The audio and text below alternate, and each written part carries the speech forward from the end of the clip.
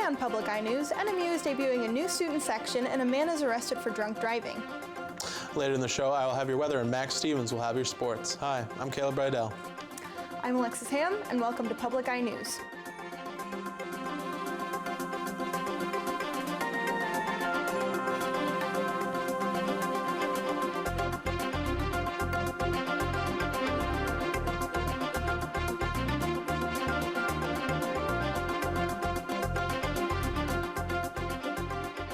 Last week, Northern Michigan University announced the new name of the student section within the Barry Events Center. The section will be called The Wild, and on October 1st, NMU held an event in the Barry to give students a chance to lock down their seats for the season. Approximately 300 students showed up and began to celebrate in the excitement of the first hockey game of the season on October 12th against Michigan State. Students are still able to acquire tickets by stopping by any NMU outlet or purchasing them online at tickets.nmu.edu by using their student login. Tickets will become available to obtain every Sunday before each home game and are given on a first-come, first-served basis at a limit of 1 ticket per student. On Wednesday, October 9th, the Marquette Women's Center held their first Purple Pet Parade at the Marquette Commons in support of Domestic Violence Month. This event was part of the Sassoon Project, a project that was formed by the Women's Center groups at Northern Michigan University and the Upper Peninsula Animal Welfare Shelter. Quite often, people involved in violent relationships will not leave due to pets. The Sassoon Project aims to find secure homes for pets whose owners have been victims of domestic violence, so the owners can focus on moving into a shelter themselves. More information can be found on the Women's Center website. And this weekend, the UP Health Systems of Marquette is having a career fair at their newly built facility that just opened in June of this year. The UPHS Career Fair is held once a year during Northern Michigan University semester in order to give students opportunities to seek out jobs in the field of healthcare. People attending the career fair do not need to have backgrounds or degrees in the medical field as long as they have an interest in direct patient care or the medical field. This event gives people and students the ability to check out available positions, interview, and seek out new opportunities. The career fair will be held at the UPHS main lobby in Baraga Avenue in Marquette, 10 a.m. to 2 p.m. Saturday, October 12th. And in Houghton County last night, a 21-year-old driver was arrested after driving his vehicle into a ditch. The Illinois man was attempting to navigate on a turn onto Canal Road near Fire Hall Road when his vehicle went off the road and landed in a ditch where it caught fire. The Houghton County Sheriff's Department arrived at the scene and took the uninjured man into custody for operating while intoxicated. The Stanton Township Fire Department was also at the scene and put the fire out before the car was towed away. DUI rates in Michigan have been dropping in the last decade, and Michigan's fatal accidents that involve drunk driving are estimated to be at 27%, which is below the 31% national average.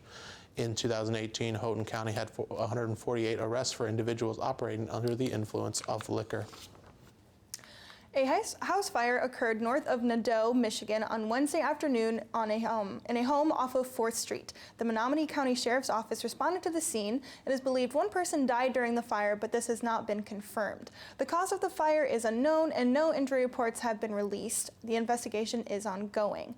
An estimated 358,500 house fires occur every year in a few common places, such as the kitchen or bedroom. A more unexpected site for a fire to take place would be the attic, but with 10,000 house fires originating from attics a year, it's important to take the proper precautions to prevent them.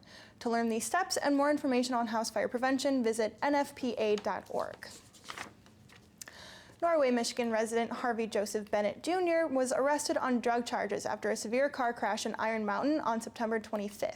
Bennett has 4 charges against him due to being under the influence of drugs during the crash. His charges include delivery and manufacture of methamphetamine, possession of methamphetamine, operating while intoxicated, and habitual offender. Bennett was arraigned in 95B District Court and is currently free on a $7,500 bond. His preliminary hearing is scheduled for 2:15 p.m. on October 22nd. And after the break, we'll have your national and international news.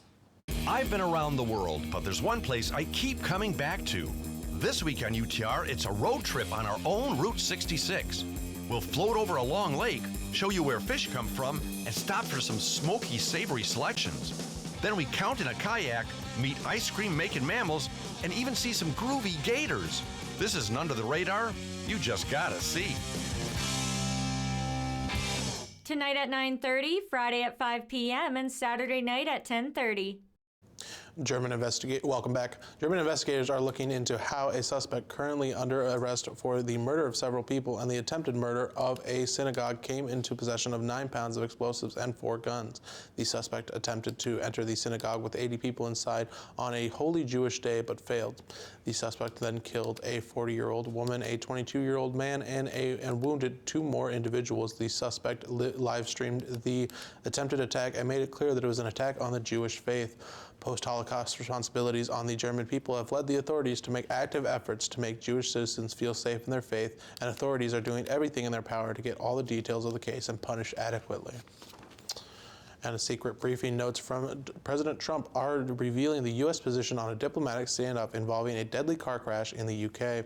Cindy Palm reports from London. It was an accident. It was a terrible accident. President Trump says his administration will speak to the wife of a U.S. diplomat who fled the U.K. after a car crash that killed a 19-year-old British boy. So Harry would have come down this road up here. Harry Dunn died when his motorcycle collided with an SUV on a country road in England back in August. Where the flowers are still there, look. Oh my Lord, they're still... American Ann Sekulis was allegedly behind the wheel and reportedly driving on the wrong side of the road. And that can happen. You know, those are the opposite roads. That happens. I won't say it ever happened to me, but it did. President Trump didn't say whether the U.S. will revoke Sekulis's diplomatic immunity and send her back to the U.K. to face trial. But a photographer snapped this photo of the president's secret briefing notes, revealing the spouse of the U.S. government employee will not return to the United Kingdom. The victim's family is planning to travel to the U.S. to pressure the Trump administration to put the wife of the U.S. diplomat on a plane back to Britain. Everybody else in the world can see what she's done is wrong. Why can't they see that? Dunn's mother called the president's words throwaway comments and said U.S. and British leaders have failed to give justice to her son. Just disgusted, let down by both governments. The family is considering legal action, which could include suing the American government for damages. Cindy Palm, CBS News, London. California's biggest utility shutoff occurred yesterday in the San Francisco Bay Area. Nearly 2 million people's powers were shut down due to severely high winds and the fear of power lines starting wildfires. With no notification of just how long their power would be shut off, people began to get upset with businesses and schools being forced to close. An Oakland native was quoted saying, "It's not clear if we need to pack for a week and go out of town or what to do. If it saves a life, I'm not going to complain about it." Even with all of these precautions, fires were not eliminated when winds exceeded 70 miles per hour in the town of Moraga and caused nearly 100 people to evacuate their homes or hide in a Safeway parking lot until flames were no longer seen. Turkish troops have escalated attacks on Kurdish fighters in northern Syria as they continue their assault on a key U.S. ally in the fight against ISIS. President Trump is calling Turkey's attacks a bad idea. Natalie Brand reports from the White House. The Turkish military pounded border areas in northern Syria by air and on the ground, seizing at least one village from Kurdish fighters.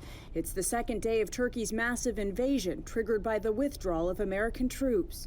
The Kurds have been a key U.S. ally in the fight against ISIS, but Turkey considers them terrorists. A human rights group says at least 16 people have been killed. Turkey's president says the number is much higher. 109 terörist öldürüldü. President Trump called the Turkish offensive a bad idea, but it comes just days after the administration pulled back about 50 U.S. troops from the border area in northern Syria. The president today again defended his decision to withdraw those troops, tweeting he's trying to end endless wars, but warned that he'll hit Turkey very hard financially and with sanctions if they don't play by the rules. Lawmakers from both sides of the aisle say the decision abandons the Kurds, but Kentucky Republican Rand Paul agrees with the move and says it may actually encourage negotiations. What we need is a multilateral group to sit down and try to hammer out a peace. I actually think the Kurds are more likely to try to find peace now that they know that they're either going to have to fight or find peace. One major concern remains the prisons in northeast Syria that hold thousands of ISIS fighters. Kurdish officials say while they're under attack, they may lose control of security, allowing militants to escape. The U.S. has already taken custody of some of the highest value prisoners, including 2 of the so-called Beatles, British militants accused of beheading American hostages. Natalie Brand, CBS News, the White House. And after the break, we'll have your sports and weather. Baby Boomer bucket list. Sky's the limit for baby boomers, all 75 million of us. I'm Jennifer Whitney, and this boomer is getting a tattoo. We're redefining aging, state-of-the-art medicine, and we're living longer, healthier lives. We can be best described as being the electricians of the heart. Join me for a meaningful health adventure and a trip down memory lane. Saturday night at 8 on WNMU TV. Welcome back. I'm Caleb Red. I'm going to be taking you through your weather for today. As you can see behind me on the NMU campus, we got quite a few clouds out there, and let's take a look on how that's going to be affecting our weather. Currently out there, it's partly cloudy with a temperature of 60 degrees, winds out of the southeast at 11 miles per hour, and a barometric pressure of 30.10 inches and falling. Taking a look tonight, we're going to see rain out there with a low of 57 and winds out of the south-southeast at 16 miles per hour. Tomorrow, that rain is going to stick around, and we're going to see a high of 64, winds out of the south-southeast at 17 miles per hour. And taking a look across the UP, it's going to be mostly or just around 60 degrees. We're going to start over in Sault Ste. Marie with 60 degrees, also 60 degrees in Manistee, Escanaba with 59, and 59 also down in Menominee, but that sun poking out in Menominee. Taking a look at the western half of the UP, 61 degrees in Iron Mountain, Ironwood with 60 degrees, up in Keweenaw, Houghton with 62, and back here in Marquette, that's 60 degrees. Let's take a look at your week ahead. Now on Saturday, we are looking at a high of 45 and a low of 34. Sunday with a high of 46, a low of 38. Monday with a high of 49, a low of 37, and partly cloudy throughout the week. Well, Max, it is getting a bit cold, but I hear things are heating up in baseball. October baseball and the curse of the Dodgers continues. The Washington Nationals stunned the LA Dodgers last night, stealing a Game 5 win in extra innings. The Dodgers jumped out to an early 3-0 lead as Max Muncy hit a 2-run homer in the first and Enrique Hernandez added a solo shot in the second. The Nationals got their spark in the 6th inning when Juan Soto hit an RBI single to get the Nationals on the board. After the Dodgers relieved starting pitcher Walker Buehler with 3-time Cy Young winner Clayton Kershaw, Anthony Rendon and Juan Soto hit solo home runs on back-to-back pitches to tie the game in the 8th inning. In the top of the 10th, Howie Kendrick blasted a grand slam out to center field, and Nationals closer Sean Doolittle sealed the deal with a 1-2-3 bottom half of the inning. The Nationals move on to face the St. Louis Cardinals in the NLCS. Game 1 of that series is set for tomorrow. Tonight, however, will be treated to another winner-take-all Game 5, this one in the ALDS between the Houston Astros and the Tampa Bay Rays.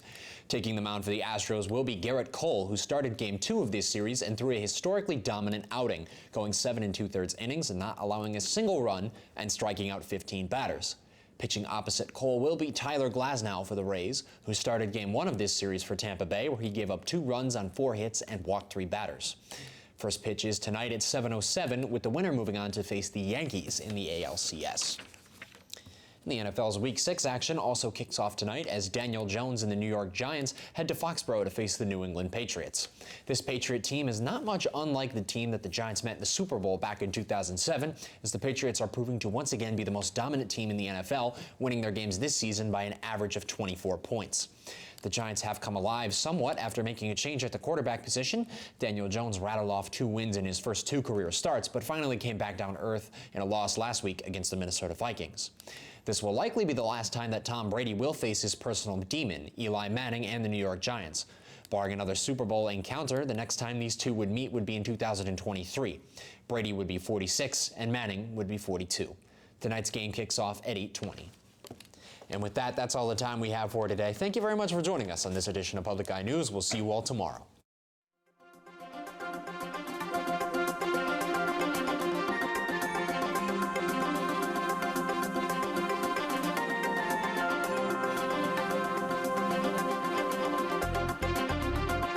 The preceding program was produced in studios located in the Edgar L. Hardin Learning Resources Center by WNMU TV, Northern Michigan University Public Television.